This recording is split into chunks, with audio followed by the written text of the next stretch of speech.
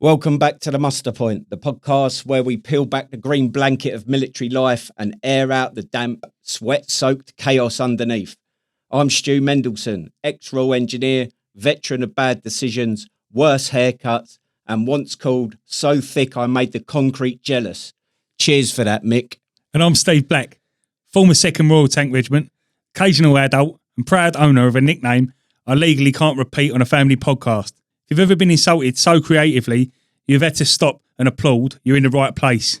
Today we're diving into the brutal brilliance of military insults, the dark art of getting absolutely roasted by someone who probably can't spell their own name, but somehow delivers Shakespeare-level abuse. We're talking the kind of banter that scars your soul, nicknames that outlive your career, and one-liners so savage they should come with a Geneva Convention warning. So whether you're still recovering from being called a walking admin error or just want to hear about someone else's character getting assassinated, strap in. It's time for the Parade Square Poetry Slam. This is the muster point, where the banter's brutal, the insults are legendary, and dignity, well, that got discharged years ago.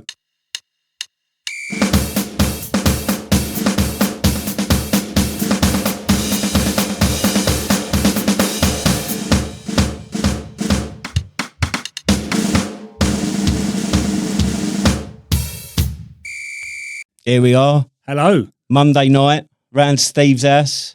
Where else would you rather be? Where else would you rather be? So what we've been up to, Steve, I think we've got so much to talk about. It's pretty exciting. We had Kevin, our local MP. Kevin Bonavia. Yeah, Kev come in. Bonavia, sorry. Yeah. Bonavia. I keep saying Bonavia, but that's my, fucking fake London accent.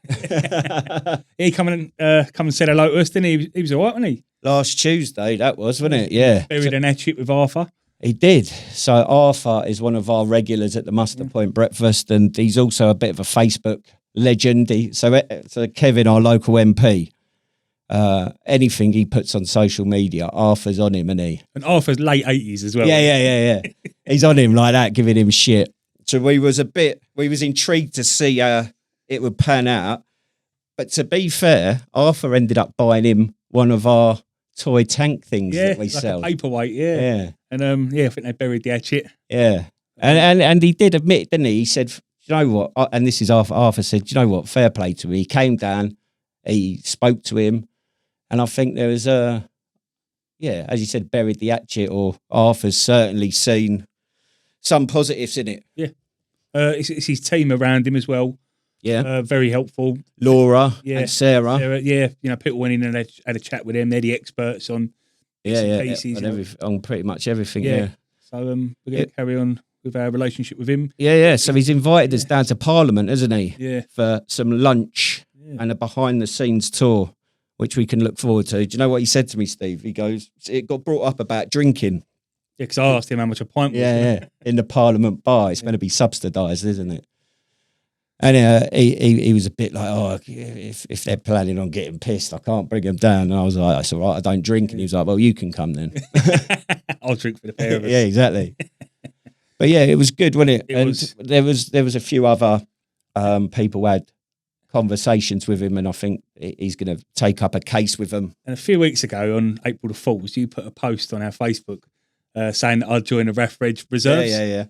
He only believed it, didn't he? Him and his, was it Laura? Yeah, they Laura. Believed it. And I said to him, and you're the people running our country. Check the data out. But it was all positive, wasn't it? And I'm just trying to think.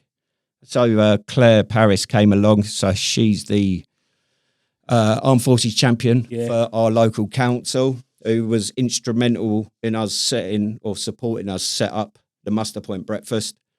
She came down and it was good. Yeah. I think she spoke to some of our veterans as well. Yeah. We also had Sheila from Walking with the Wounded. She pops in every now and again. Now, didn't she? Just back from Canada. I do need to speak to her about getting her on the Beyond the Wire podcast. Yeah. But what else happened? Who else did we have down there? It seemed like there was a few people. Am I forgetting anyone? Probably. Well, tomorrow at the Muster Point Breakfast. BBC Free Counties Radio. Tara Dolby from BBC Free Counties Radio coming down to. So they're on about recording some interviews to do with surrounding VE Day, and we've lined up Bill. Bill's going to speak to her because he remembers VE Day firsthand, although he was about 8 when he. Yeah. And I was bless him. I was speaking to him. Was it? Yeah, it must have been last week or the week before, lining him up, prepping him for 3 counties coming down, and he's so humble. Yeah. He's like, "Oh, well, like, what should I say? Like, what do you think? Like, will they be interested in what I've got to say?" I was like, "Fucking damn right, mate!" Like when he was telling me they used to go down to the shelter on an air raid, come back up the next day, and your neighbour's house is gone. It's like, all right, they've been bombed out. Saying that the thing he mainly remembers is about the smog. Like you can see 5 foot in front of you.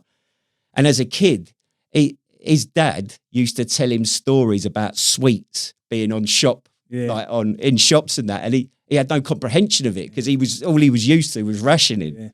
And I was like, that bloody hell, Bill. Like you got so much to say. How lucky we are. Yeah, exactly. Because he said he's written a book as well about like a memoir of his life, and he goes, "Oh, I goes, you want to fucking bring that down, like all that." But so humble, like just, but they want to hear my story. His nickname was Mr. Judo, wasn't he? Because he was a judo instructor for 50 years. Yeah. A local area, so he's a bit of a legend. Well, that's what he said, because he said he had like a lady friend up until recently, and she ditched him because they kept going out in Stevenage, and he'd be walking along, and everyone would be coming up to him saying hello, and she couldn't put up with it. All right. Absolute legend. Good on you, Bill. Yeah, so that was Tuesday. And then Friday, we went to Watford.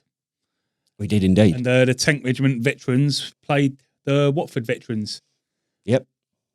We had a good laugh, didn't we? I thought it was brilliant, you know. It was really nice. It was at a local sort of a sports club. Yeah. And you refereed it. Yeah. He was very professional. A lot more professional than I was. Yeah, you was quite shocked, weren't you? Yeah, he told people off and they listened to you. Yeah. That's the thing with refereeing. Like, you got to go, right, this is my expectation. This is this is that. Start as you mean to go on. And, but yeah, who was it? Princess. We had some trouble. I had some trouble off him. Tell Princess off, didn't you?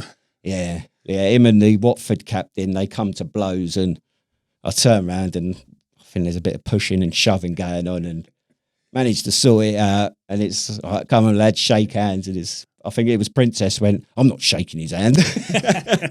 Then AD, he was 53 the day after. He got elbowed in the face. Yeah, I missed that. So he's got a black eye now. Yeah, you sent me the picture. It must have been on my blind side. Because I think they subbed him and he sat down, and then all of a sudden he went, who the fuck was that?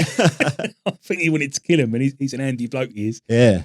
But it was quite good. There was some good football. I mean, so what was it? The Tank Regiment went 1-0 down.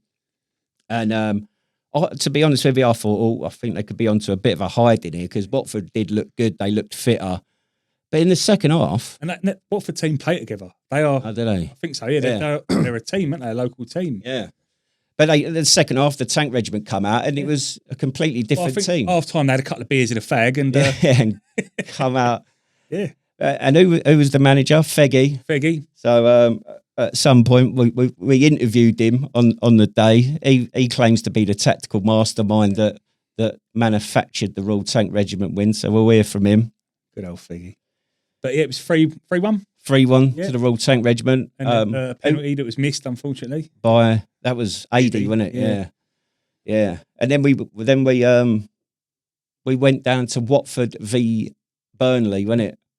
Had a bit of corporate hospital. Well, was it really corporate hospitality? I wouldn't go that far, but they've got a veterans lounge down at Watford, which I think, I have to admit, even as a Luton fan, is quite incredible. I don't think any other team can beat that. I don't think at the minute. Yeah. Because there was all the artwork of the poppy wall. Yeah, lest we forget, there was a Tommy walking through no man's land. Yeah, it was nice, really good, wasn't it? And they put a bit of lunch on for us, some sandwiches, and well, Feggy said that was very posh. Really posh sandwiches. It was nice, but I wouldn't go that far. No, it was not. It was nice. Like, I don't really want to be ungrateful, but it was nice. So. And it's all sorted out by Luther Blizzett, who played for Watford, England, AC Milan. They're the ones I know of.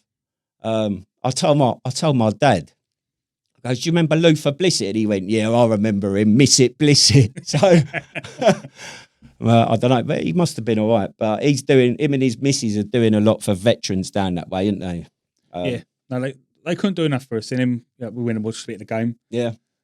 A bit of the game. Bit of the game, yeah. Back in the bar. You nicked a flag, didn't you? Borrowed a flag. Yeah. They passed me a big, I threw it up to me, didn't they? Yeah. And I borrowed it. I forgot to give it back. But there was some other famous faces there, weren't there? Yeah. Not in our lounge, but we saw them. So Vinnie Jones, Paul Ince, Pochettino. Yeah, all the legends coming out to see Watford play. But you can't get away from the fact that Watford mascot is creepy as fuck, Yeah, isn't the it? hornet. Yeah. Touching With his kids, drum. I'm saying, on the sideline. He did like kids. I there was that I don't know why I'm relating this to touching kids, but there was a Chelsea pensioner there, wasn't there? Yeah, Charles, what a lovely bloke. He was amazing, wasn't he? Yeah, really nice bloke. It'd be nice to get in touch with him, actually. We should have got the microphone out on him because I learned so much about the Chelsea pensioners and what they do and that. Maybe I can get in touch with him. Maybe we could do a Beyond the Wire. Yeah, definitely. With him. It was brilliant, wasn't it? Like really telling us that there's a lot of stuff I didn't know about. And I've met a few Chelsea pensioners, but the ins and outs of what they get up to. And he's been on Tinder, hasn't he? Oh, yeah, he's just got himself on Tinder because he's fed up with hanging around with 300 miserable blokes. But yeah, we see when you have a beer with them and that, you see a different side with these blokes. Yeah. And there was, from my point of view, I was a honorary tanky for the day. And I was saying to you before we started recording how I felt part of the fold. Like there wasn't any piss taking. I've been to some veteran stuff before with engineers, surprisingly, and I don't know. It just feels a bit uncomfortable. But I didn't feel like that with you and your mates. Good. I felt welcomed. And we'll get you a black boiler suit. Yeah, exactly. And Peck had a go at you, didn't he? Told you you're a pervert. I didn't feel like he was digging at me. It actually made me sit there and think. So basically, Peck. So who is he? He's a brummie. He's like ex-tanky, but very loud and quite aggressive. But not like in a horrible way. Yeah. He's just a loud, in your face, lovely bloke. Yeah. And his brother served in the Royal Engineers, so he brought it to my attention. You're disgusting perverts. Royal Engineers just want to get naked bar, and it could be anywhere, and it made me sit there and think, like, that's normal, isn't it? And it was like a little counselling session. Like, no, Stuart, it's not normal. Well, I didn't realise because obviously we used to do naked bar, but it was on a certain occasion someone had shouted, but you lot were just—I didn't realise you just got naked standard. Yeah. So that was a eye opener. But yeah, I felt it was good, and it was good to be among veterans, like in a nice environment. Where they're a good bunch of lads. A lot of the lads were there. So. I was quite sad. So Chris Bryant has set this up, hasn't he? And his idea, correct me if I'm wrong, because I'm a bit disappointed. I wanted him to come on and we'll like speak to us about it, and he was a bit shy, wasn't he?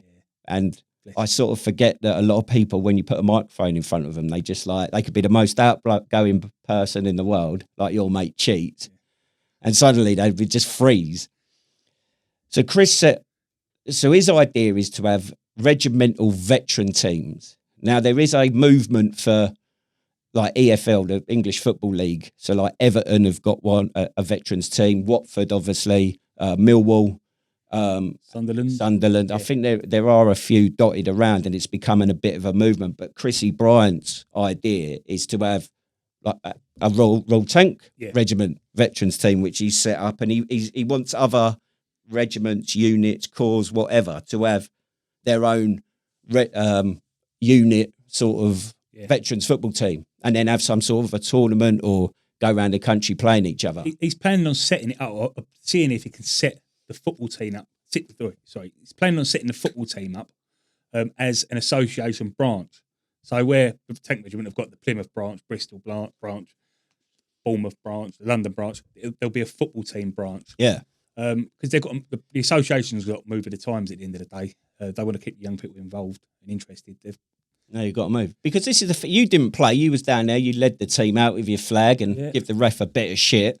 But you said like you loved it, like you enjoyed being part of it. And I see people I ain't seen for years, and we had a good old chat and a laugh and a joke, and they give me some stories and some bits. It's just a good way to catch up with each other. And it's an excuse to meet up. We had Twinny from Liverpool, we had Princess from Plymouth, we had Feggy from Dover.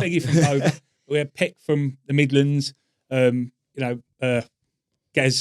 like Scotty, they're from like Leicester. Yeah. You lads from Watford, weren't there? But yeah, but we're people from all over the place. But I'll say it's a good way to, just a good excuse to meet up. yeah. I just thought it's worth mentioning again about the VE Day event on the 11th of May down in Stevenage, Fallon Valley Park. I'd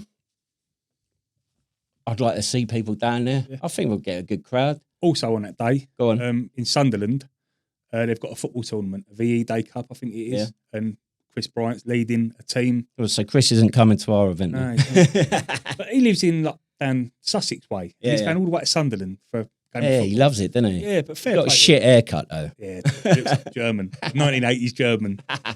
But yeah, we've got. I mentioned it last week. I think we've got the some signed football memorabilia, some football tickets. We're going to have some of the stuff is going to go into the raffle. The signed football shirts we're going to have a silent auction. My friend James is setting up the website as we speak, so look out for that.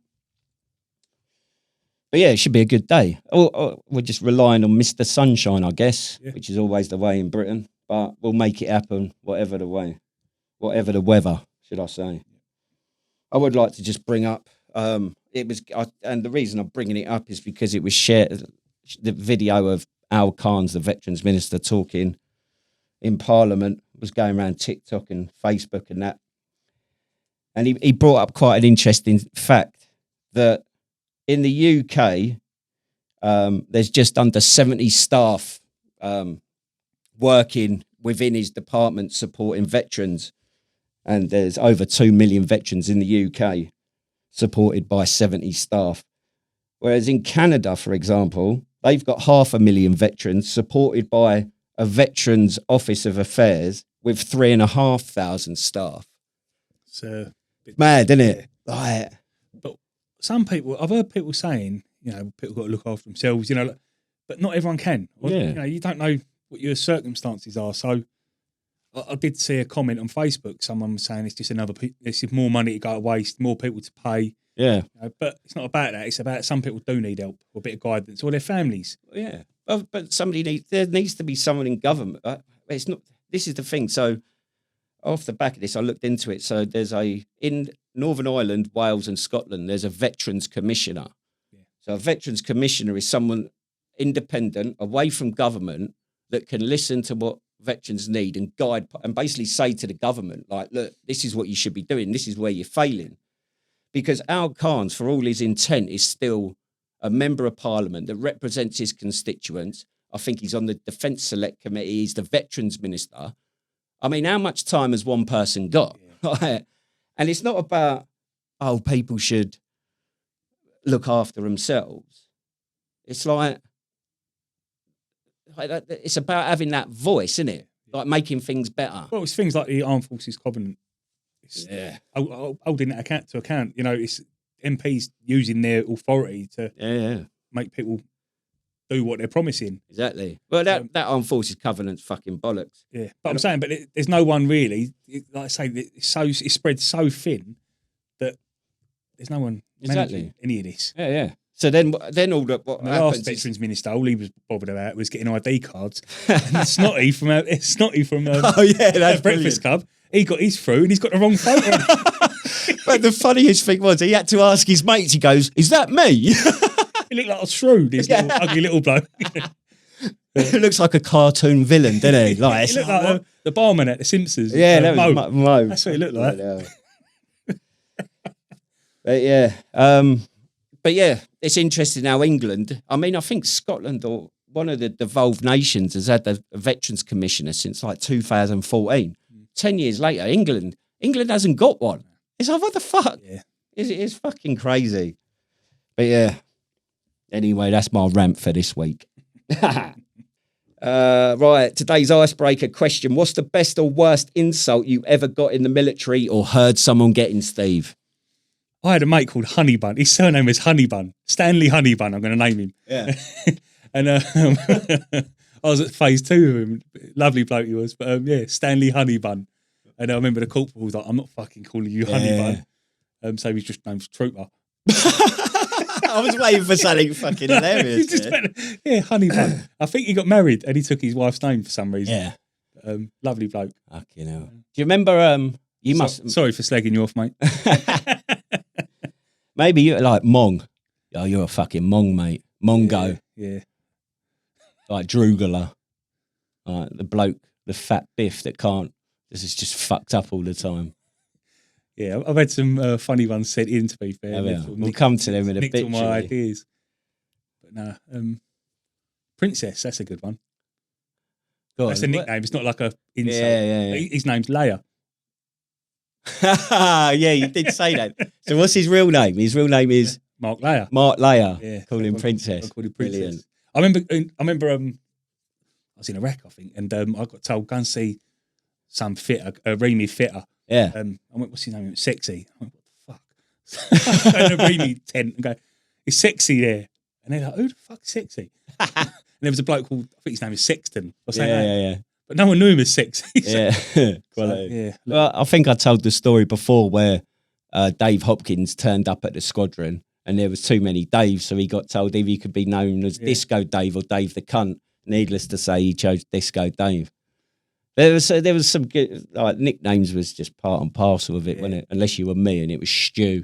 Yeah, I was Steve or Blackie. Silla. Yeah. Someone tried to call me Silla for a bit, but it didn't stick. I think there was a lot of people in my regiment got women's names. I had a mate called Emma because his surname was Noble. Yeah. My mate Greg got called Mandy for some reason. Susie because he had a really bad lisp. Although his missus told me, and my missus, that he got sucked off by a transvestite whose name was Susie. That's where he got his nickname from. How does your missus know that? Because Susie's missus told my missus that. I see. So, wives, they all talk, don't they? Yeah. But he told everyone it's because he's got a really bad lisp. And he has. Yeah. Oh, well. Yeah. Right, so let's go into a bit of Armed Forces and Veterans news. Do you have anything, Steve? Got a little bit. There was a new weapon that was trialled by the 106th Regiment Royal Artillery. Oh, yeah. It was the Radio Frequency Directed Energy Weapon, or RFDEW. Is this the same thing that you said was getting put on a ship? No, that was a laser. Oh, okay. This is something else, but basically it destroyed a swarm of drones. Okay. And Where was it used? Somewhere. That on land. Okay. Was it used in aggression or? No, this was a trial. Okay. But it did stop a swarm of drones. So the thing I'm hoping with it being used by the artillery is it's automatically targeting, because obviously they can't target shit, can they? Do you ever work with the artillery? I think I mentioned it before. We had an ambulance get blown up or something. I don't really remember it, but a few people told me about it. And we had to deny it, but we couldn't get to it. Every time we tried to get to it, we got ambushed or whatever. So this artillery bloke, don't worry, I'll sort that out. Yeah. And he fired this, they got this, from Camp Bastion, they fired this guided missile launcher and it missed. Fucking hell. So I think they had to get an helicopter to bomb it. Bloody hell. I just remember the platoon commander calling in. I think he called in a smoke shell and it landed behind us and it was like, cheers, lads. No, we had them with us in Afghanistan, but they'd done the drones. You know, yeah. Called now. Chizib was on about it. He knew all about it. Yeah. The RAF done it as well, didn't they? Yeah. Kept crashing. Yeah. So yeah, that was good news, if you like. We're going in the right direction. We're going. But are the artillery though? That's the thing. Yeah. Hopefully they shoot the enemy's drones. Yeah. There was a UK Armed Forces go-karting championship. Bloody hell, they do it all, didn't they? Yeah. James Ling of the RAF won. Wow. What a load of bollocks. Fucking go-karting. I bet he walks around in a tracksuit, doesn't he? Probably, yeah, like a stick. Yeah. Also, there was a ceasefire in Ukraine. Okay. Bingo reckons they didn't adhere to that. Yeah. He said he actually sent me a big list of everything that was fired during Kiev, and he sent me a couple of videos. Nice. So it definitely weren't a ceasefire. Well, old Trumpy boy, he's looking at pulling out because he can't. He's not getting his way, is he? So he's like, I'm off. All right, see you later. You deal with it. Yeah. Fuck him. Well, what did I see? Well, the Pope is dead, isn't he? Is he? Who's that? I don't know what his name was, but he died. Interestingly, the Catholic bloke. Yeah, the Catholic head of the Catholic Church, Steve. interestingly, he died after a meeting with J.D. Vance. So, do you reckon there's any conspiracies there? And also, obviously, it's Easter weekend. So, Christ died on Friday and the Pope died today on Easter Monday. Do you reckon there's anything in that? I don't know, but on Easter Monday, the day that you have all the Morris dancers and the Easter bonnets. I don't know. Maybe. What's that got to do with the Pope? I'm wondering if he had an Easter bonnet and like J.D. Vance gave him it as a gift. And, poison bonnet. Yeah. Who knows? Interesting. Trump might be looking at becoming the next Pope. Yeah, imagine that. That'd be fun, wouldn't it? Yeah. So yeah, if you are Catholic, it's a state of mourning, I guess, for you. So I don't know what. I'm sorry. Good luck. Yeah. What'd you say? Sorry for your loss. Yeah, sorry for your loss. Yeah. What else was there? Every cloud has a silver lining. Someone else to get a job. Yeah, of course, yeah. I did see that Keir Starmer has assured the Armed Forces PADS community that he's going to provide a decent pad for every member of the Armed Forces that needs one. Because, I mean, I think both you and I were fortunate that we were block rats, weren't we? Yeah. But some of the stories I've seen, particularly in the last few years, of like pads houses with like mould and damp and going without hot water for months on end, and it just seems like a bit of a shit show. I think when I was in, though, quite often we'd be on tour and there'd be a woman, her husband's on the tour, and luckily she always had a bloke in the house to do these odd jobs. So it happened quite a lot. So, any names? Oh, I'm not saying anything. not me, that. I know that. Yeah. But there was some good blokes who looked after other people's wives. What, plugged all the leaks and all that? Yeah, that's right. Yeah, filled some cracks. Yeah. Oh.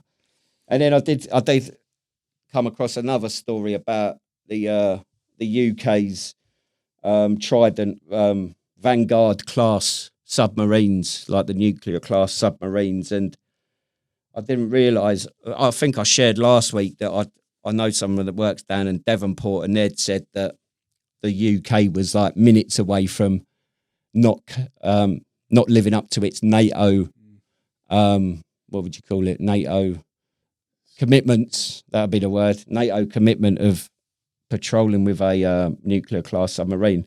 But interestingly, so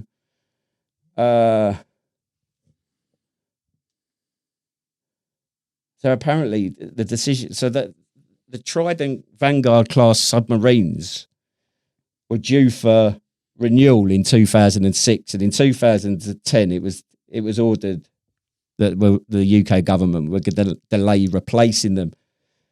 So we're now well beyond their initial 25-year lifespan, and it just made me think, like, I had loads of shit kit, I'm sure you did, and that's, you just improvise, adapt, and overcome.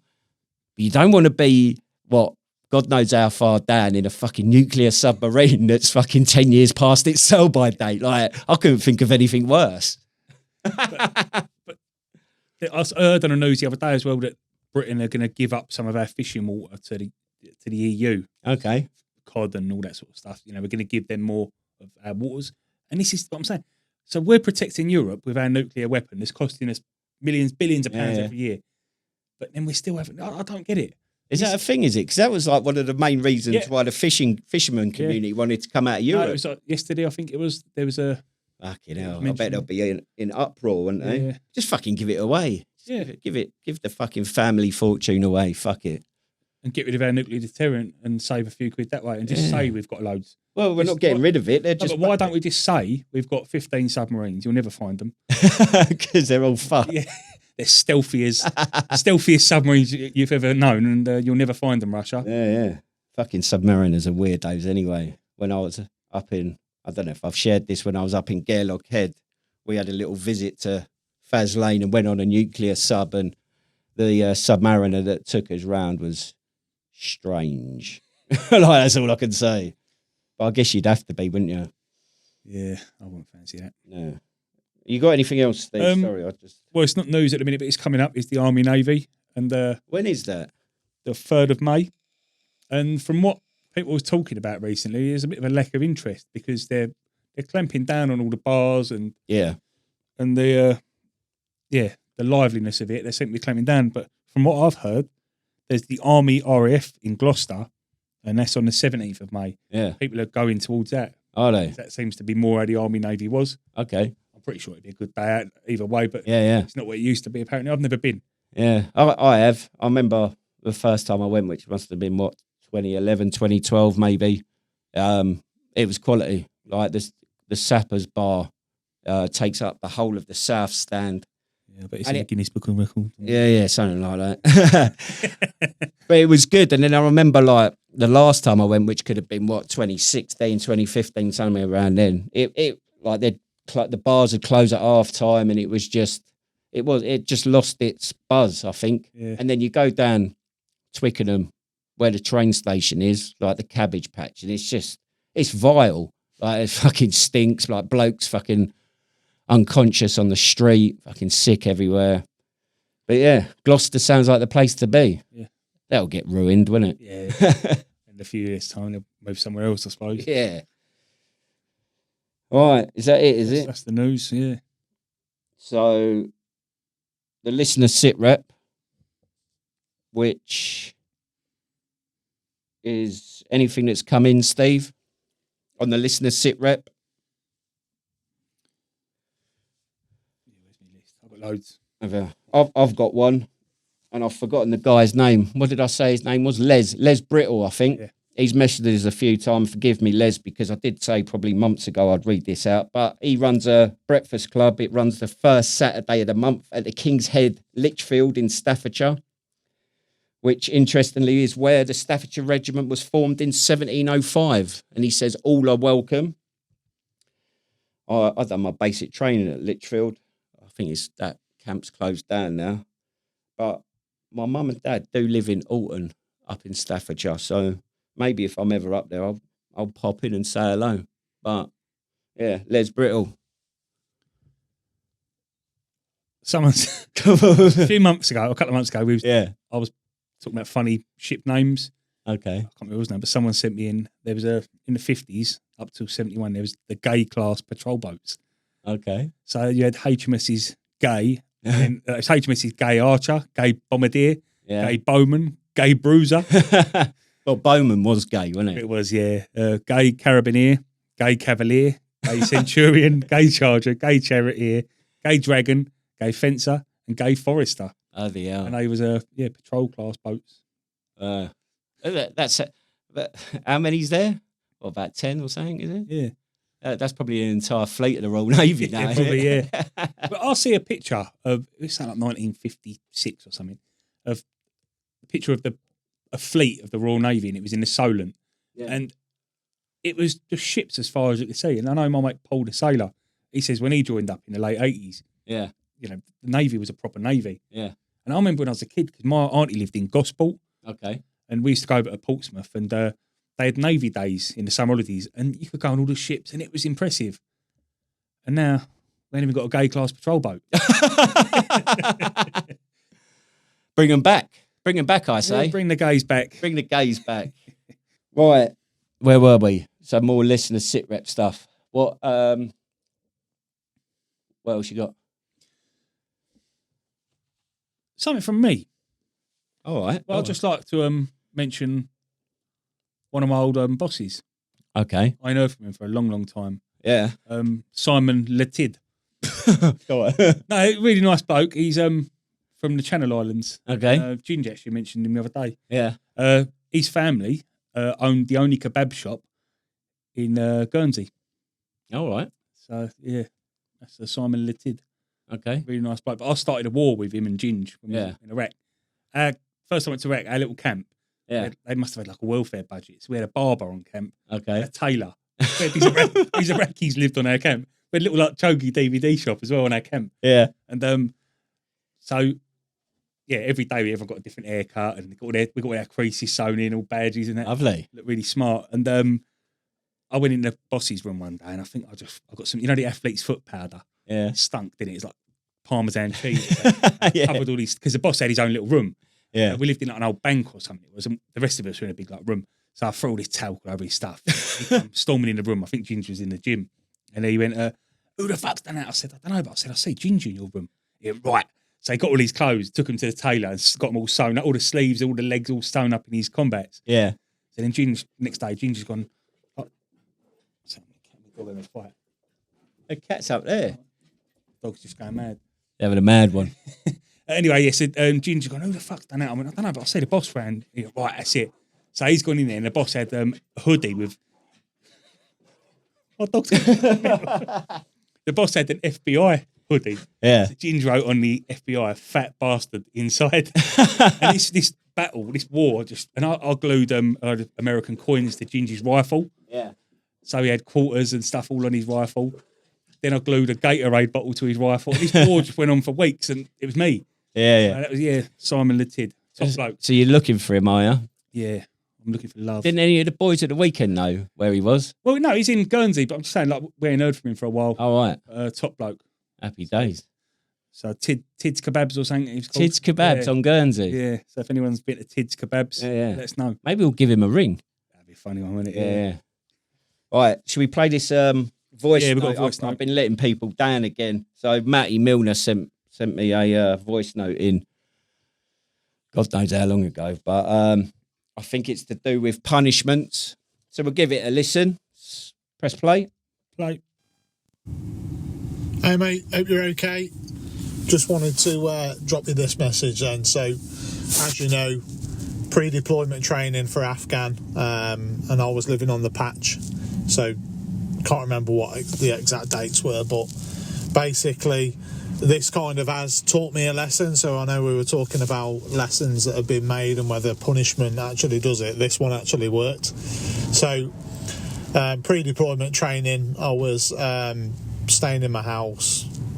We had to report to the squadron at whatever it was, like 0600 or something, to travel to Salisbury Plain. I didn't wake up to my alarm. Apparently the lads had been round the house and they were throwing stones at my window trying to wake me up. Didn't wake me up. So all of a sudden I woke up at probably 8 o'clock in the morning. Looked at my phone, shit myself, thought, fucking hell, what's going on?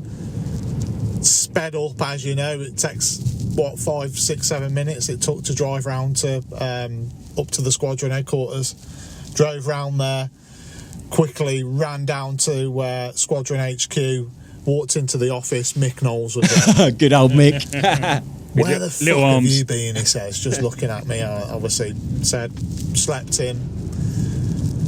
So he said, basically, my punishment was, he said to me, right, you know where Crash Gate 9 is? Yeah, I know where that is. Right, go and get me the padlock serial number on Crash Gate 9. So off I go, sprinted around Crash Gate 9, ran back 15 minutes later, whatever it was, gave him the piece of paper with the padlock serial number on it.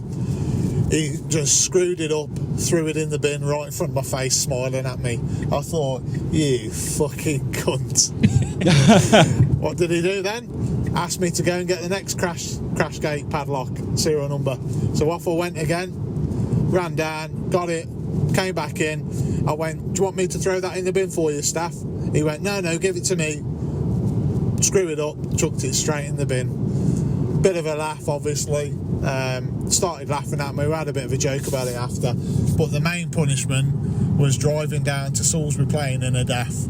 So I had to take one of the rear party vehicles back from 10 Squadron then down to Salisbury, and it was horrible. You know what they're like, those 60-mile-an-hour rattlers were horrible. Anyway, that's it. Take care, mate. All the best. See you in a bit, pal. I want to know why his wife didn't wake him up. Was it his wife or was it someone else's wife? We all know what goes on in Pad's estate. I don't know, do we? Yeah. But I guess that's a bonus for living in the block, because blokes would just kick your door in, wouldn't they? Yeah. But fair play to the lads for going to throw stones at his window. Yeah. And then good old Mick taking pleasure in beasting young sappers. You know when you stand to attention, your hands go by your pockets. Yeah. Mix goes to his belt. If that, mate, if that.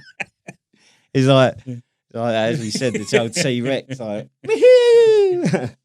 Should have seen him running. Horrible. So yeah, that was Matty Milner. I said I'd read that out ages ago, but I'm a lazy bastard. Any other sit reps? No? No. So the question for this week to our listeners is the same as the icebreaker one. We want to know what your best or worst insult you ever got in the military is or was, whether you heard it or whether it was aimed at you. We want to know. Send them in. All right.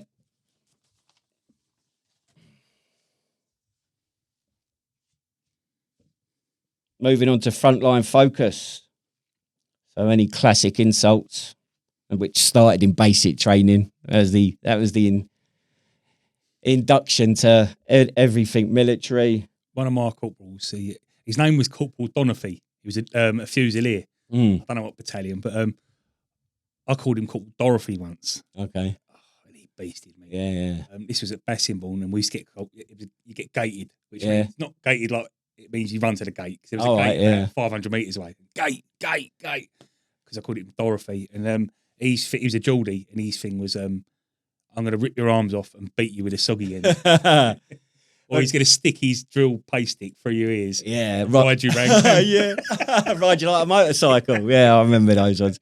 But that's what Matty Milner's saying. I should have explained that you can imagine RAF camps are fucking huge, aren't they? And they got these things called on the perimeter fence crash gates. So if obviously there's an accident or a crash or an emergency, then there's easy access to different points on the runway. So when Mick's sending him off to these crash gates, each one's probably a good fucking 15-minute run, like. But yeah. Well, my platoon commander was a para, and I remember, I don't know why, but I decided to wind him up and tell him I think the Marines are better. That's brave, isn't it? So I got set Bassingbourne. There was we had 100-metre shooting, well, a couple of 100-metre shooting range. So he told me to go and tell him how many lanes are in the shooting range. I said, there's 12, sir. I know there is. We was there the other day. Go and double check. I looked at it, went and see it, right in the distance. He went, go and double check. And you got 5 minutes or so I had to run there. And I come back and I said, there's 12, sir. Definitely out of breath. Go and double check. But I didn't go off again. Because that's the thing we want to know. We want to speak about phrases as well. Like, it doesn't just have to be insults. I remember the big one I learned in the forces was sheep's teeth. Did you ever have that? Yeah. What are you looking at, sheep's teeth? But interestingly, going back to Mick Knowles, he had fucking sheep's teeth because you're on about his arms being short. His teeth were short as well. Has he had them sorted? Oh, what, turkey? Yeah. Maybe we'll link him in with your mate Scaz. Yeah, Twinny's got some context. But yeah, sheep's teeth or like sheep's teeth, can I'd say all the time. Like if you were I had a lad, Albert. It was 2 Alberts. I don't think we'll get in because one of them didn't make it home. But this is another Albert no one liked, and he was a sheep's teeth. Yeah. I went with the Scots DGs to Iraq, and when I come back, I got stuck in the same room as this dirty grot, and no one liked him. Every day we'd finish work, and he was in like the stores or something. Yeah, and he'd come in and he'd open a can of Foster's every day, have a swig out of it, a big swig, put it down, and go have a shower. My mate Louis Miles and Skid lived next door. They'd come in, all happy and jolly, piss in his beer, and go to have a shower. And Albert would come back and finish his beer. It was Foster's topped with piss. Oh, lovely. I think I've shared this one before, but it's sort of similar. I had a Welsh sergeant in basic training, and he used to walk around going, "Your ass is grass, and I'm the fucking lawnmower."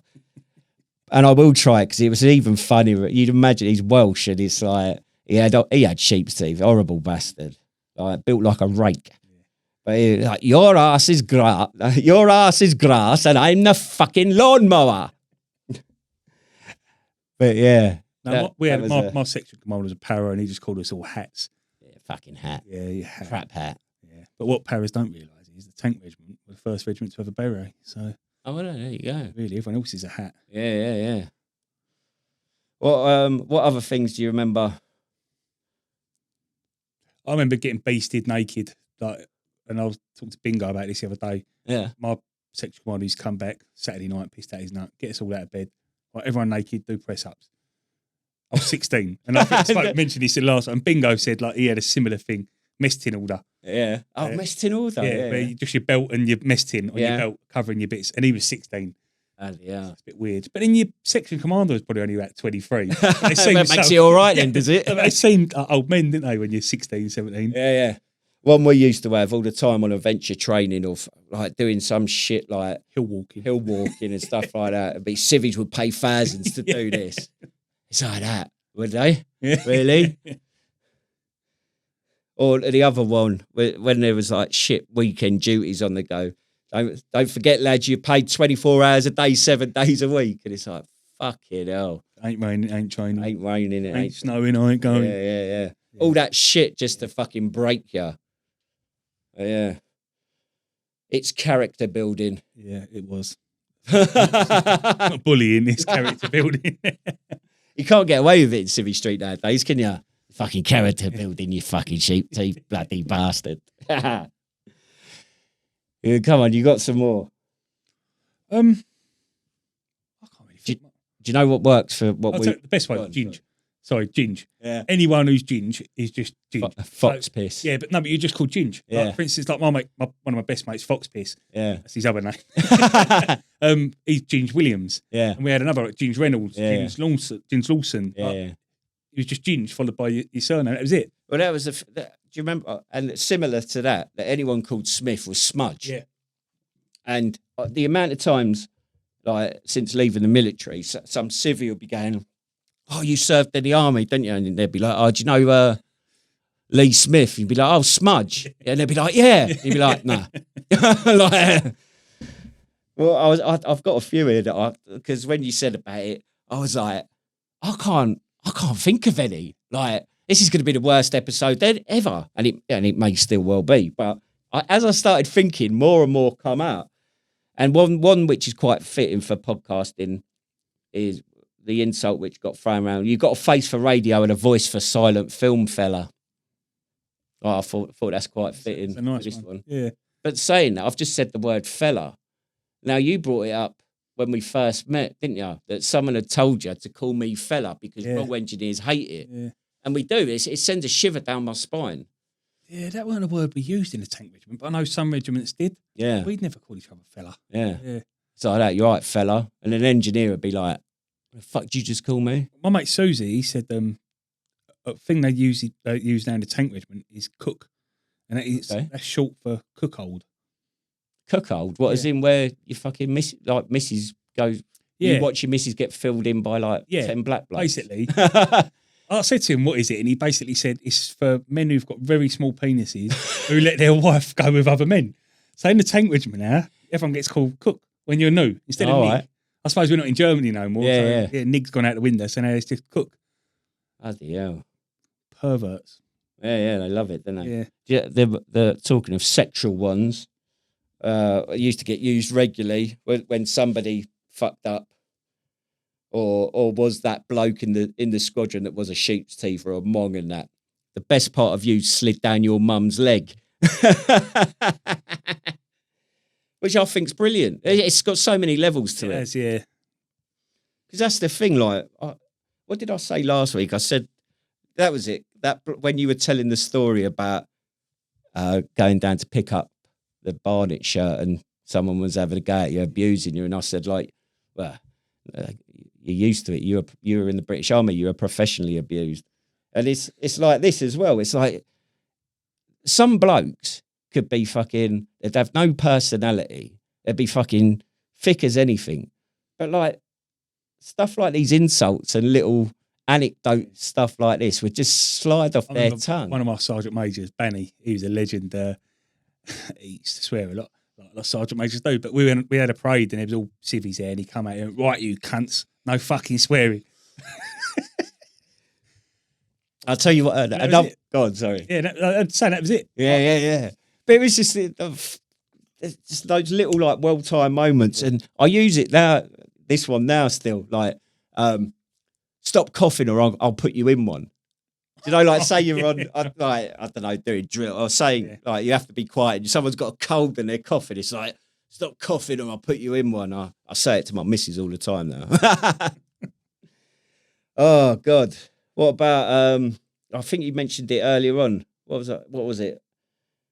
Pays to be a winner. Yeah. That breaks you, doesn't it? Yeah, so I was never a winner. I was always like in the middle. Like you say, like, and I think there's no point trying because I'm going again. Because that was it, wasn't it? It's like to that tree, everyone to that tree and back again. The first three don't go again. It pays to be a winner, gentlemen. And I've just got flashback of some like full screw going. And we used to come out of the cookhouse in phase 1, and we get gated, and you come out and it's about 300 meters away, something like that, gate, and you'd run. And I just think I'll run, but I'm not gonna be in the top 10. So I might as well just mingle in the middle.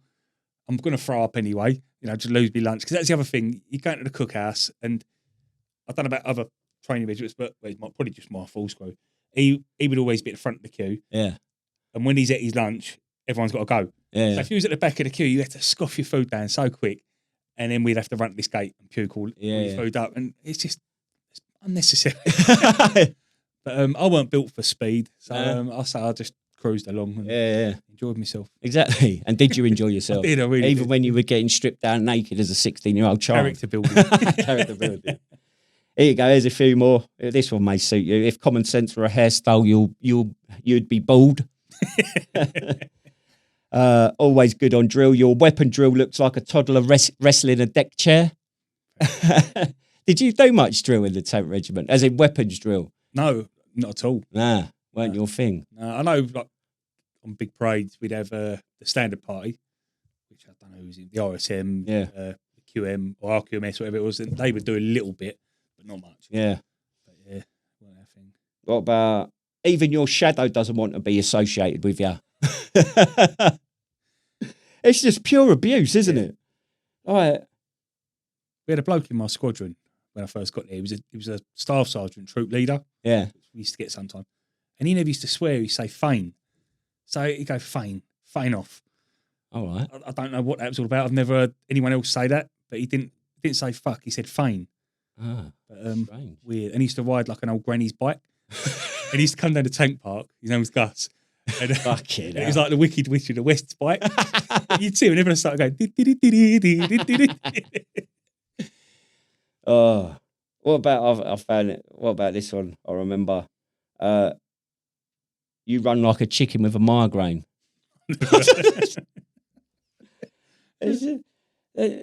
Some of them, because do you know what? You can go on.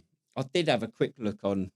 What's it called? Is it Arse? The message board Arse, the Army rumour service, and they've got like an entire sort of Wicca. It's not Wikipedia. It's some sort of Wikipedia thing with like loads of like comments and sayings and that. And you couldn't make some of them up. Like, as I said, it was just some people were born natural at it, and you'd just be like, "Oh, I got no comeback to that." What about, have you had any phone? Has anyone messaged in with something? I've had a lot of people messaging.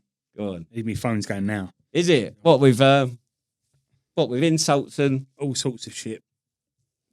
Probably a few dick pics. Standard. Yeah. Right. So my mate Porridge, his real name's Barraclough, Mr. Barraclough from Porridge. Oh right, yeah. I'll get that link. I'll get it. If you're looking for sympathy, you'll only find it be in between shit and syphilis in the dictionary. Yeah. That's a good one. Yeah, I remember that. Yeah. Stewie Carr said he was in training and there was an inspection. This Welsh corporal was doing it, and he's inspecting Stewie's locker, and a fly flew into it. So he trashed his locker and said, "It's not a fucking zoo." Because a fly flew into his locker.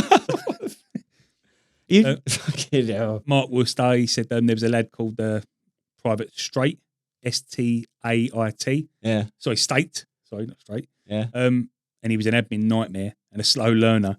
So he was always known as Shit State. Fucking yeah. Slokes, he said there was a Scots Guards corporal that used to shout, "Get a grip of your shagging body." Yeah. Susie, he said some phrases he's often heard in training was lizard lips. Yeah. Cockwomble. Yeah, standard. And he's a big fan of the word crow. Oh, crow bag. Classic and timeless. And he said, I can add a squawk if I want. He said he also likes its meaning, which I didn't know this. Do you know what it means? Combat recruit of war, or casualty replacement of war. Okay. Never heard that before, but maybe he's just made it up. You could do, couldn't you? One of my old bosses, João, he's Portuguese. He was in the National Guard type thing in Portugal. Oh, yeah. He said if he failed to salute a senior rank, he'd be on the gate duty for 3 weeks. If the bunk was messy, he'd be waxing the whole barracks boots for the day. So, yeah, and his dad, hang on. His funniest phrase was a sergeant saying, because their rifles were G3s. Okay. So the sergeant would say, wank your G3 like it's your grandpa's cock, meaning to clean it. His dad was in the French Foreign Legion. So even the Portuguese army are part of that. His dad was in the French Foreign Legion, and he said his dad, in the barracks, they would tie your feet together while you was asleep with bootlaces. So at 5:30 in the morning, when they woke you up, you'd be late, which meant you'd be on a 5K run. Okay. So Nice. Just fuck with you, really. Yeah. My mate Skid, real name's Mark. Yeah. He's platoon sergeant. He used to give a pre-leave speech, which was, enjoy your week at home, don't get arrested, and I hope every single one of your family dies of cancer. Now fuck off. Nice bloke, then. My mate Guy Fawkes, he said in phase 1 they used to do a body armour test, which was the corporal would stand in front of every one of you and punch you in the chest. Yeah, good. And he said, to this day, I don't know why, but down in a litre of water before conducting PT. Why was it? That's just to make sure you're hydrated. Yeah, it's hydrate or die, which was, interestingly, another phrase said a lot. What about, do you remember, like, say you say you were in shit, or you may have been in shit, you weren't too sure, and you had to, the sergeant major had requested your presence in his office, and it was either an interview with tea and biscuits, an interview with just a cup of tea, or an interview with none of the above, and that was depending on whether you were in the shit, a little bit of shit, or he was giving you a congratulations, which was that was quite rare, wasn't it? I think. Yeah. Didn't normally go to his office, did you? No. Well, I was orderly dog, so I was his. Actually, I remember getting called to the sergeant major's office. Right, this is how bad it was, to empty his ashtray, which was like an artillery shell. You know, it was like probably fucking 500 fag butts. Like, years of, and I got called from the tank park to go there, go and empty his ashtray and polish it. Nice. For no reason, just because you were the sprog, the nig, or a cook, whatever they call it now. A cock. Yeah. My mate Dan Clark, he sent a voice note if I can find it. I was made to run across the field next to our accommodation block to a tree and asked the tree why I was such a cunt. I then ran back to the screw, out of breath, hanging out my arse. And then he said, what did the tree say? I said, nothing, Corporal, it's just a tree. He said, do you think I'm stupid? Run back and ask it again. So I fucking bolted back across this field, asked the tree why I was a cunt, came back and said whatever I said. I can't remember what it was, but I gave him some spiel and said that the tree said that I was a cunt, blah, blah, blah, blah. And then he then said, do you think I'm fucking stupid? Trees can't talk. That's why you can't go and ask it again. And this went on approximately 6 times with him just saying the opposite to whatever I said. It was a fucking right laugh. Sounds it. He sounded well posh. Yeah, he's from Essex. But posh, really? Posh part. Oh, right, okay. Yeah. But that's the thing, you can't win, could you? There was no winning. Nah. So they say it pays to be a winner. It's like, I ain't got no chance of winning. I say when I gobbed off at my platoon commander and he said, go and count how many lanes on the Rangers. I think most Rangers had 12, didn't they? Yeah. For some reason. Yeah. I don't know, why was it 12? Why not? I don't know. Did you ever go and do the butts? Yeah, butts party. What the fuck? I remember I was 16 going, thinking it's all like automated. Yeah. You have to literally push and pull targets up. You sat there. Targets up. You're cracking. Yeah. It's mad, isn't it? And you'd be in butts party, like sat, wouldn't you? Yeah. Like sat there was like a bench, and then you could look up and you could see the figure 11 target in that. And you'd be eating stale sandwiches from the cookhouse. Yeah, and then you get your wallpaper paste and your bits of paper. And that was it. Bringing it all back. Yeah. What was that? I remember making smiley faces and black bits of paper on them, and all good fun. Yeah. I remember. So we had sort of nicknames, but this story's just come to my head. We had a bloke called Humps, and he was like he's one of the blokes. He's gone missing. So he was a sapper when I first got to the squadron. I got promoted. He was still a sapper, and then he got posted out. But he was called Humps, and he was like, I don't know, he had a head like a potato and he'd talk like this and be like, I'm sure he was like on the spectrum somewhere. He was definitely strange. And he'd be like, oh, yes. And he had these like glasses on, like sort of NHS glasses. And he'd be like, oh, yes, Stu, yes. You're so funny. Oh, lads, you're so funny. You could wind him up like anything. And anyway, he was our G10 storeman. And so obviously being on an RAF camp, we managed to convince him that the RAF were recruiting pilots. And so we got Davey Littler, who knows your mate, Scars. PTI, so he comes in the G10 with his PTI uniform on. He goes, right, Humps, like you've heard the story. The RAF are recruiting. Are you interested in joining? He's like, oh, yes, I'd love that. He goes, right, Humps, all right, what we have to do an initial G-force test. So he brought in one of that, like a wheeled office chair. Basically, Humps sat on it and we fucking fucked him off round, spinning him in a circle to the point where he flew off into like all the stores and that. And everyone was in fits of laughter. And it's got nothing absolutely whatsoever to do with what we're talking about. But it was fucking brilliant. Yeah. That was fucking brilliant. And even after all that, with all the blokes laughing, and he's like fucking in the stores like this, he still thought, he still went up to Davey and goes, oh, did I pass, Davey? Poor fucker. I've just reminisced. Have you? Yeah, we had a geezer called Shit Lips. Shit Lips. And we've spoke about this so many times recently because no one knows exactly the reason. There's so many rumours. And I think what happened was I was in Iraq, like Telic 1, and he got an infection on his lip. And he had to go to like a tropical disease tent or something. Well, this rumour's gone around. So there's rumours that he... like the dust off of shit got in his lips and got infected, all this sort of stuff. The one I heard was that he was picking scabs off his arsehole and eating them. And he got an infection on his lips that you only get from scabs off your arse. Yeah, nice. And I think that's the best one, but his name was Shit Lips. And, because this is the thing in the military, isn't it? Like, don't let the truth get in the way of a good story. Yeah. And it's always the funny story that's going to stick, isn't it? Yeah. Bottle sent in. I've got a few more that sent in. Bottle. He said because he stuttered, they used to make him sing all the time in phase 1 until they got bored. He said one lad, he said personally he thinks he had autism. One room inspection, he was in shit state, and the corporal inspecting him called him a spunk stain on a sheet of life. And from there, it went spunk bubble, and then just bubble, and then from there, it went to a frothy load of ejaculate. Basically, every spunk insult he could be called. But I like the fact his name was Bubble for a bit. Like it was a nickname from a nickname. Yeah. It just gets lost, didn't it? Yeah. Paul the sailor said he was on a ship and this gunnery officer bellowed from the guard room at him, "Oi, pug face, here now." Bill Skilling, he said the training staff would call them lizards and fucking cretins. Yeah. Cretin, that's a good one, isn't it? When I was in phase 1, lizard was a woman. So all the women were called lizards. Yeah. You weren't allowed to go near the lizards. Because you weren't allowed to fraternise, was you? Yeah. There was a like, army law or something. You're not allowed to fraternise. Yeah. Yeah, lizard, woman or that other, like... what was a woman called? Split arse. Split arse. Well, there was when I was in phase 1, there was all the women, because there was a company with about 4 platoons. Yeah.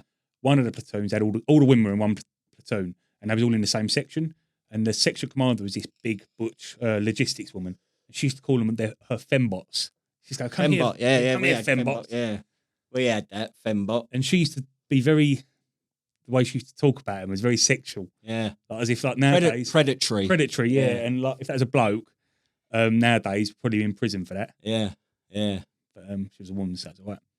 Well, I was just thinking, like nicknames for other regiments or units. Devon and Donuts. Donkey Wallopers. Any cavalry regiments are Donkey Wallopers, especially the asshole cavalry. They are the ultimate Donkey Wallopers. We refer to any commando as a cabbage head. And the easiest way to confuse a Royal Marine commando is to start queuing at an open door and they'll just start instantly, naturally queuing behind you. Right. Yeah. Strange. What else do we have? The Scots DGs with Scots dogs. Yeah. So, I think we've mentioned a few of them. But yeah, that just come into my head. Wedges. Wedges. Or end your quiz. End your quiz. Last one I got is from Dog. Yeah. The best insult was when he went to the careers office as a young lad with an earring. He said the jock behind the counter asked him to check for any ships on the road, which he did, and said, no, there's none there. And the jock said, you better fuck off then, because only puffs and pirates wear earrings. And we don't let puffs join Her Majesty's Armed Forces. Fucking hell. And that's before he even got in. Yeah, that must have been pre-2000 when they legalised it. Yeah. And he said, remember, boys, it's only gay if you push back. Exactly. That is true, though, isn't it? All right, should we do this? Well, in the interview we done with Feggy, the legend that guided the Royal Tank Regiment to victory. Right, so we're here with Feggy. We've had a great day, haven't we, Steve? We have. We've been at the Watford v RTR Veterans. Yeah. We had the Veterans football earlier on where I refereed. And then we moved over to Vicarage Road to watch Watford v... I was the referee, yeah. He didn't even know I was the referee, Steve. You fucking robbed us. Robbed you? You fucking won! We should have had more goals. So we're here with Feggy, the RTR Veterans team manager, and he's going to tell us about the day and where he's become a tactical genius. Well, it was really hard, actually, because they all went on the fucking piss last night, didn't they, in London? Adi was supposed to keep control of them, but went on the piss with them as well. He wanted to fight someone in the first half. No, that wasn't Adi. It was. No, that was... He was. He come off and he was looking for someone. No, it's Princess. No, Princess was trying to fight, and then Adi come off and was looking for someone as well. But you're the manager. I know, but, I'm trying to control them. You can't blame your men. You're the manager. You was the WO2, weren't you? Tank commander. Whoa. So what was the? Let's get this right. What was the score? Feggy? The score was 3-1, and it was a tactical managerial genius. Yeah, it was like Monty, wasn't it? All over unfortunately, again. it could have been 4-1, but Birthday Boy thought it was a crossbar challenge. Yeah, he is 53 and missed a penalty. So did Paul Ince. Hello, Paul Ince. Sorry to interrupt that. Paul Ince has just walked in. He's just walked in, has he? No, honestly, guys, it was an absolutely fantastic day today. It was guys what have come across from north of England as far as Liverpool, Manchester, Dover, Cornwall, Devon, all paid out their own pocket, come up to Watford, pay for their train fares, everything. They've paid for their own kits, for Christ's sake, paid for their own training tops. And fuck me, it was a fucking great day. 3-1. There were a few fucking unfit guys on the pitch. Yeah, we all know. But the RTR were triumph, as they always are. And I think it's due to their tank commander, WO2 manager. Oh, God, fucking I wasn't going to say that. That door ain't big enough to get my head out of. Cheers, Feggy. Yeah. But guys, listen to your fucking broadcast all the time. Absolutely fucking brilliant. And today wouldn't be the day without all of these boys sat over there. Honestly, it's not one person, it's fucking absolutely everyone. Even with their kids, their wives and their families all turned up. Who's brought their wife along? There's a couple of gay guys. All right, sound. But we don't mind that anymore. But honestly, it's guys got to pay down with their own fucking pocket to come here. Watford have been great, isn't it? We're in this lounge. It's like a veterans lounge. It's brilliant. Oh, look at that wall. Look. Yeah, I've got some pictures. I'll put the pictures up. Lest we forget on that wall. Please put some pictures up. Yeah, I will do. You've got the Poppy poem up on the wall. It's absolutely fantastic. Luther Blissett and his wife have paid tribute to the military today. When we come in, food. There was salmon sandwiches, prawn sandwiches, prawn cocktails, proper posh stuff. They've probably gone out on a whim to look after the boys today, and hats off to them. All right, and all the boys have absolutely loved the day. And we should have more of these days. Yeah, definitely, we will. And if more regiments want to do it, they want some, we'll give it them. Come and talk to Chrissy Bryan. Yeah. He will point them in the right direction. In Sunderland, there's a veterans competition next weekend. A long way for us to go to. I'm not sure if we get a team. Blackburn Rovers are massive supporters of the Veterans Football Club. There's other regiments that we can do this with. So. The biggest people are supporters of Millwall. We don't like talking about them. I know, but they do so much for the Veterans Society. They're really good. It's ridiculous. How cheap they give their season tickets out to Forces veterans and their kids. Yeah. Some of the worst ones are the Arsenal, don't they? Whoa, fuck off. I'm a goonie, you cunt. Can I say that? Of course you can. Yeah. No, you can't say gooner. No, but honestly, yeah. As much as I am an Arsenal man, I like to travel and watch football. Football's my hobby. I've taken my daughter to loads of games. I've taken her to Tottenham, I've taken her to Arsenal, I've taken her to West Ham, Chelsea. How fucking bizarre she chose Millwall. But when I actually sit back and reflect, I can see why she chose Millwall, because the atmosphere and how friendly the people are. It's a community as well. It's a community football club. Yeah. And when you actually look into it and go, oh, fucking hell, my daughter wants to go to Millwall every week.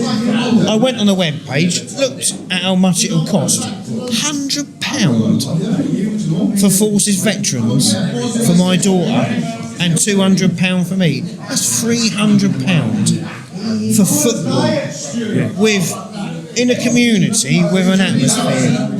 Yeah, no, brilliant. You can't knock it. Football is about family. Family is about football. You need to involve families in football. If you don't involve families in football, football's going to fucking die.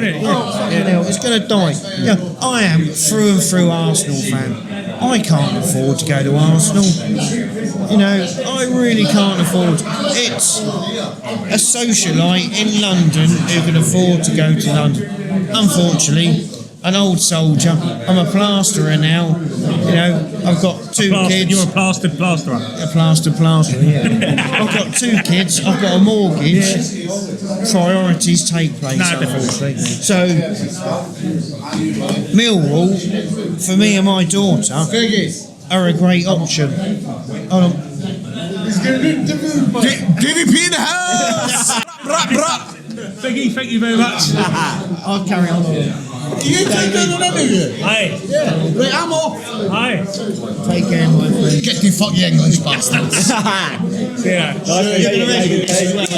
You're ready. My dad used to take me to Highbury to go and watch Arsenal. It was fucking brilliant. The atmosphere was fantastic. Oh, mate, when was that? 1941? Can I punch him? Thank you. I come from Dover. Dover Athletic. I've been to watch them a few times. They're non-league. They charge £17 a game to watch non-league football. It's horrendous. But when you go to these places what support people in the local community, Crystal Palace, you can get a game at Crystal Palace for £45. Yeah. You can go to Millwall and get a ticket. £24 on my last Millwall ticket. That's Championship football and Premiership football. Why should I be paying £17 for a greedy football club where I come from? Peggy, what's the future for Peggy, the manager? Peggy? Peggy. Peggy? Peggy. Who's Peggy? Get out of my fucking pub. Yeah, that's it. What's the future for Peggy in the football? We're going to move ahead. We are going to move ahead. Yeah. The problem is, with veterans football our regiment is drawn from the southeast, southwest and home counties. So you're asking a guy to drive up from Cornwall or Devon, On their autumn car. yeah, in their own car or a train, yeah, or from Dover, where I come from today. We got guys here what have come from Liverpool, Birmingham, and across the Midlands, all to come. It's out of their own pockets. It's for the love of meeting their mates. Yeah, it's comradeship. But sometimes, like our next tournament is in Sunderland. In this climate, a lot of us can't go up to Sunderland. It's a massive. It's amazing what people don't do. Like, yourself. Oh God! Yeah, and I'm not just saying this, but I was a spectator with my flag. But you was amazing, though. You was cheering everyone. You was professional. And That's me. Look at the end result. I support the guys. My whole time I've been in the army, I support people. I don't knock them. I support them, and that's the background of soldiering. Right, so the mic went dead then. So you asked, what did you ask Feggy? The question you asked him. He's got a finger missing, and I said to him, "So how did you lose your finger?" And this is his answer. Yeah. Why? The real answer or the not real answer? Whatever you want to answer. I had a fetish and I used to put it on my arse, and I had an infection and it fell off. On that note, thank you very much. Thanks, Peggy. Nice one.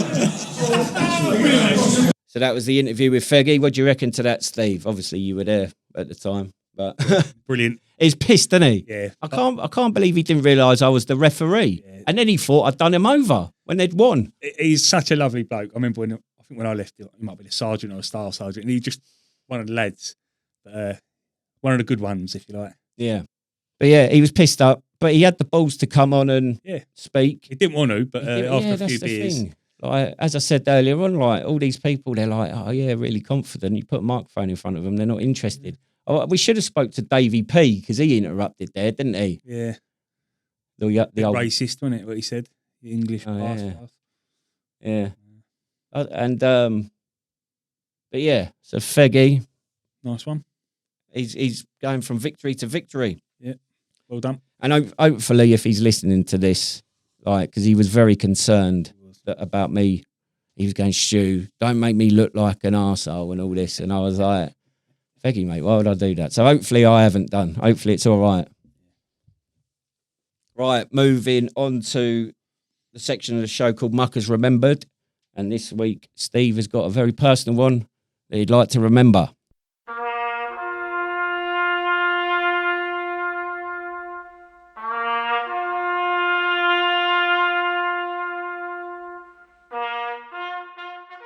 Yeah, I'd like to remember my granddad. He was 211-86047, Lance Corporal Thomas Black, but everyone knew him as Norman for some reason. He was from Gateshead in the northeast, and like most people, when he left school, he went down the pit as a coal miner. Then he got called up to do his national service in the Royal Signals. Once that was finished, he went back down the pit, and when I was a kid, he was about to retire when I started school, so he used to pick me up from school every day and take me over the woods where we lived, and he used to let my imagination run wild. And he was a proper granddad, proper drinker, a right lad, but a loving granddad. And he died on the 9th of April 1991, and he was only 66 years old. He was like my hero when I was a kid.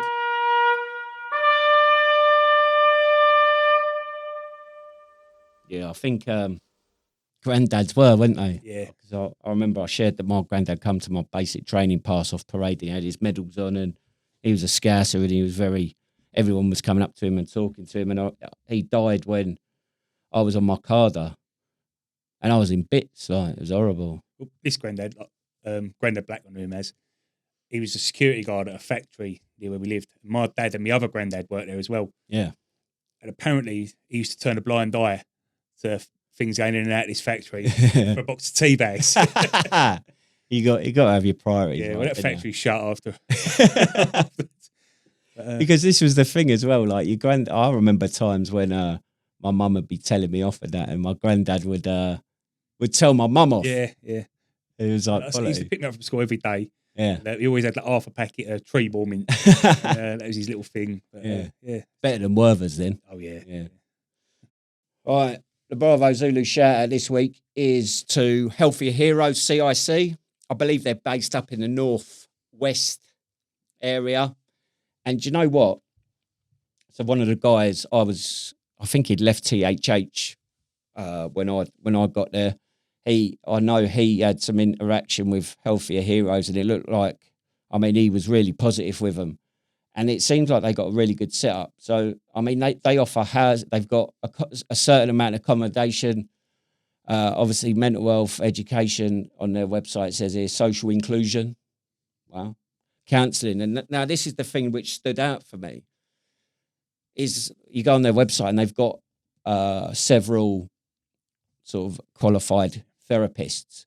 And I think that's quite an incredible thing, especially for a smaller organisation, to have that access to sort of qualified therapists. I think it's quite incredible. I have seen a lot of people, a lot of businesses advertising 24-hour helplines. Yeah. It does worry me that they might be trained to a certain extent, but depending on how serious the situation is, they might not know how to handle it, and it does worry me. That so them having. I mean, I don't think they have a 24-hour helpline. Which is, no, I'm saying that's good, you know, because you don't know how to stretch yourself. Yeah. I'm saying I've seen some that do, quite a lot of them do, and because the things I saw, the guy I knew that were sort of was supported by them, they done a lot of sports stuff, which sort of drew me into them, looking at what they do, and then go on their website and seeing what they do. I think is quite is really good, and so there.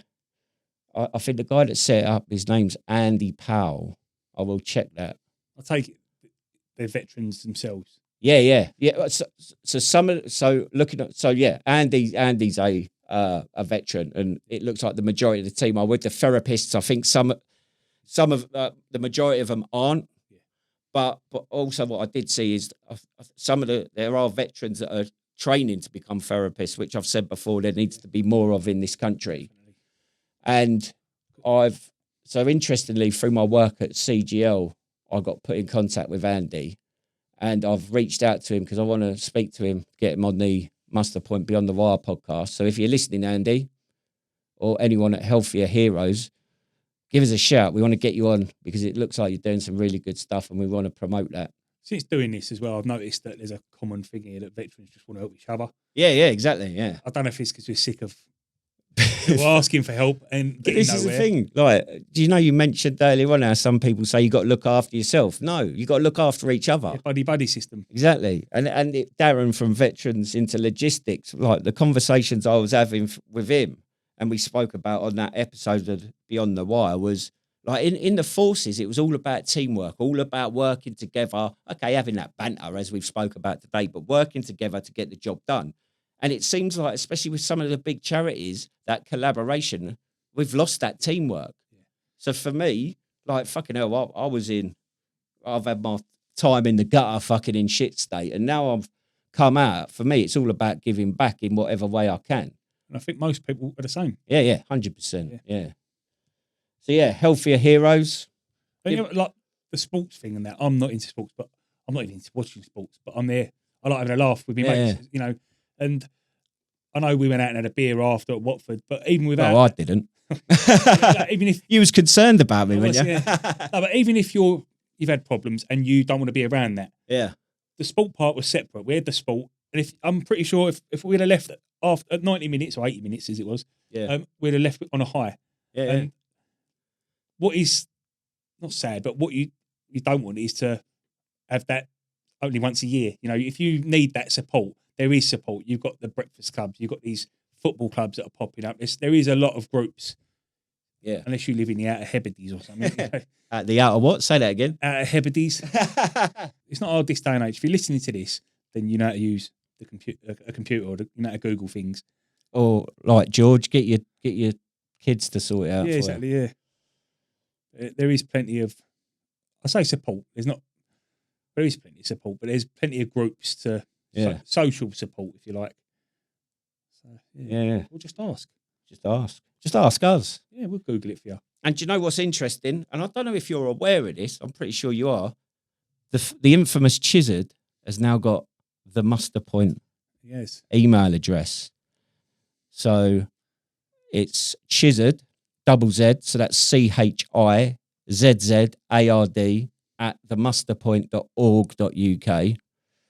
So if you're listening to this and missing Chizard, send him an email, whether it's a request for a date or advice on hand lotion or just to give him some shit for being in the RAF Reg. Pictures of dog shit, anything. Pictures of dog shit. That's what I'll be sending. So yeah, he's got his own email address now, so you can ask him where he is and what he's been doing.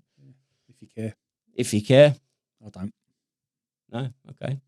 You don't really like him, do you? I don't. He's all right. But yeah, so... He made me a cup of tea at work the other day. No way. He's your boss though, isn't he? He's not my boss. He's one of the bosses. He couldn't handle me. He was my boss for a bit, and we got rid of him. He couldn't handle us. So we moved on. So yeah, we're coming to the end of another episode, aren't we, Steve? We are. No, that was number 12. Did you ever think we'd get this far? I didn't. Are you still enjoying it, Steve? I am. Do you reckon the listeners are enjoying it? Some are. Some are, some aren't. Smithy is, but old bottle, he loves it. Yeah.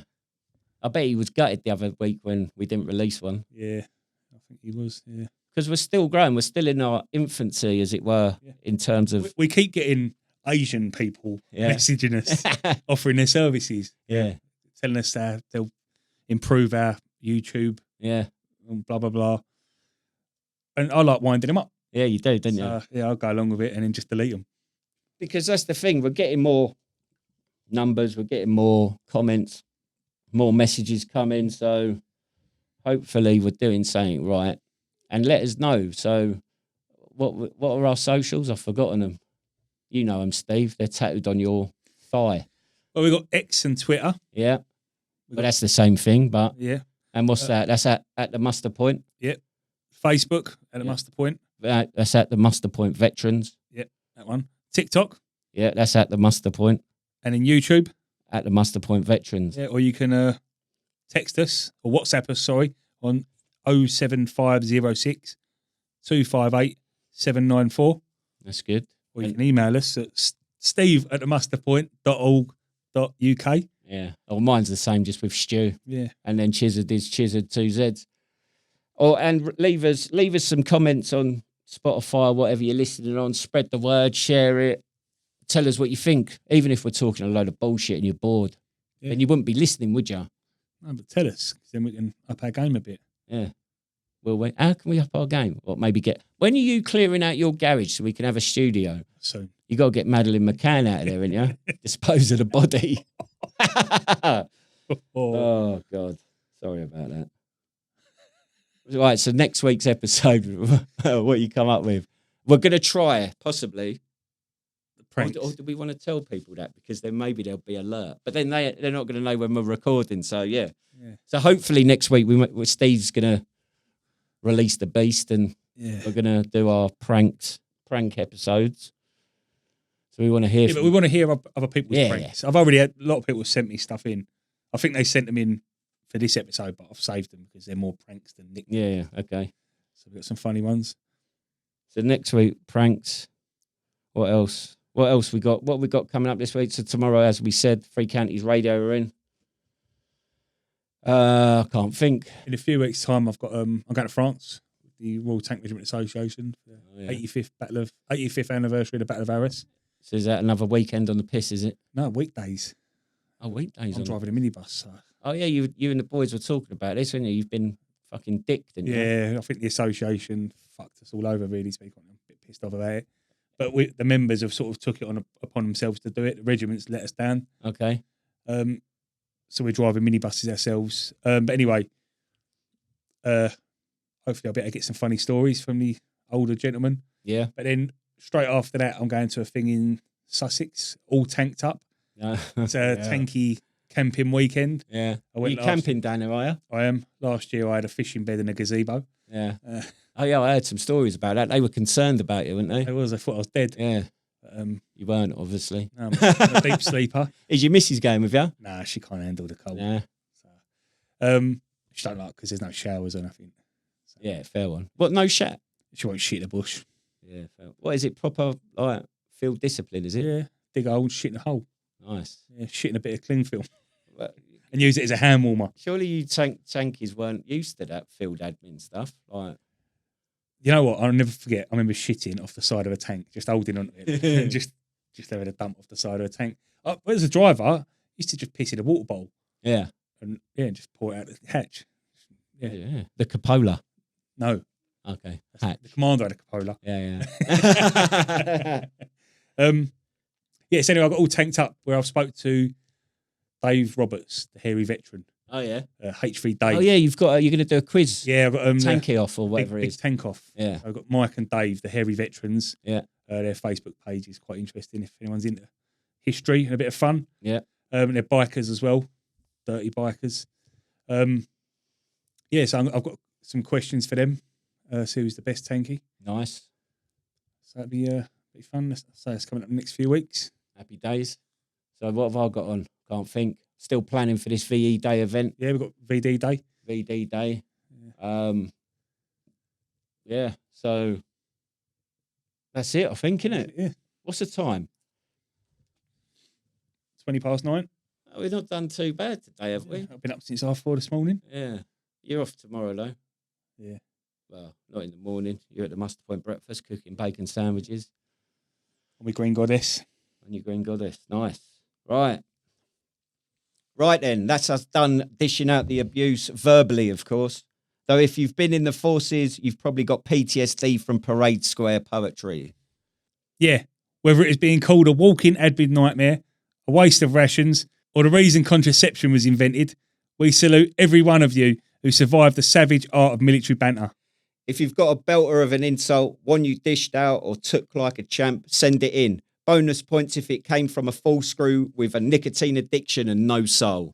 Voice notes, DMs, comments, chalk it on the wall of the naffy if you like. Just get it to us. We're on Facebook at the Muster Point Veterans, X at the Muster Point, TikTok at the Muster Point, and YouTube at the Muster Point Veterans. And if you're a veteran or working to support one, whether you're running a charity, helping lads transition, or just keeping someone ticking, drop us a line. We'll give you a proper Bravo Zulu shout out. Subscribe. Give us a rating and share this episode with your mucker who once got called a danger to yourself and others, especially in the kitchen. Next week, we'll be back with more tales from the trenches, emotional, ridiculous, and everything in between. Until then, parade, fall out. Laters, you beautiful bunch of banter gremlins.